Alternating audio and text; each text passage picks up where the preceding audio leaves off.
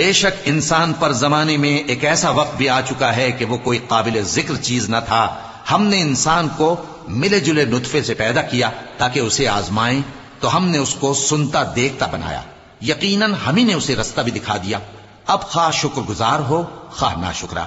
بے شک ہم نے کافروں کے لیے زنجیریں اور طوق اور دہکتی آگ تیار کر رکھی ہے.